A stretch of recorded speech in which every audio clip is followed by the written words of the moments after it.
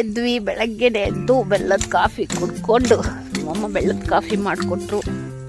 ನೋಡಿ, ಇದು ಬಂಗಾರದ ಮನೆ, ಇದು ಬಂಗಲೆ, ನೆಪ ಮಾತ್ರದ ಬಂಗಲೆ.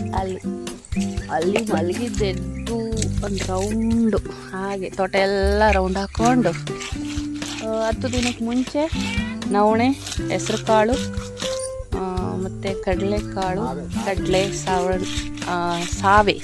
ಸಾವೆಯನ್ನು ಬಿತ್ತನೆ ಮಾಡಿದ್ದಾರೆ. ಅದೆಲ್ಲ ಹೆಂಗೆ ಪೈರು ಬಂದಿದೆ ಅಂತ ಹಂಗೆ ವಾಕ್ ಹೋಗಿ ಒಂದು ರೌಂಡ್ ಹಾಕ್ಕೊಂಡು ಬಂದ್ವಿ.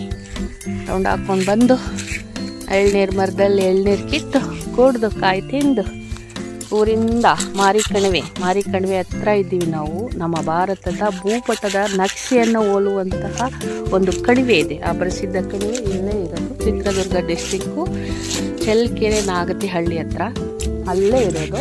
ನಾವು ಬಂದಿರೋದು ಈಗ ರಾಜಪ್ಪ ಆ ಕಣಿವೆಯ ಹತ್ರ ಇರೋ ಕೆರೆಯಲ್ಲಿ ಹಿಡಿದಿರೋ ಮೀನನ್ನ ತಂದು ಮೀನು ಸಾರು, ಮೀನು ಫ್ರೈ ಮಾಡೋಕ್ಕೆ 3 kg ಫಿಶ್ ತಗೊಬಂದು ಕ್ಲೀನ್ ಮಾಡ್ತಾಯಿದ್ದೆ.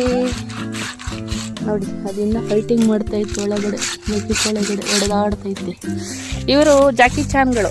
ನಾವೆಲ್ಲೆಲ್ಲ ಹೋಯ್ತೀವಿ, ನಮ್ಮ ಹಿಂದೆ ಬರ್ತಾರೆ ಬಾಡಿ ಗಾರ್ಡ್ಸು.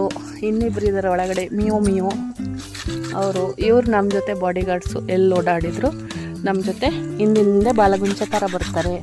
ಅದು ನಮ್ಮ ಹಸು ಅಲ್ಲಿದೆ. ಅದು ಎಂತ ಸಿಂಧಿ ಹಸು ಅಂತ ಕರು ಹಾಕಿದೆ. ಉಳುಮೆ ಮಾಡೋಕ್ಕೆ 2 ಎತ್ತುಗಳಿದ್ದಾವೆ. ಅವರಿಬ್ಬರು ಆ ಕಡೆ ಇದ್ದಾರೆ. ರಾಜಪ್ಪ ರೆಡಿ ಮಾಡ್ತಾರೆ. ನಮ್ಮಮ್ಮ ಮನೆ ಒಳಗಡೆ ಮಸಾಲೆ ರೆಡಿ ಮಾಡ್ತಾವ್ರೆ. ತೋರಿಸ್ತೀನಿ.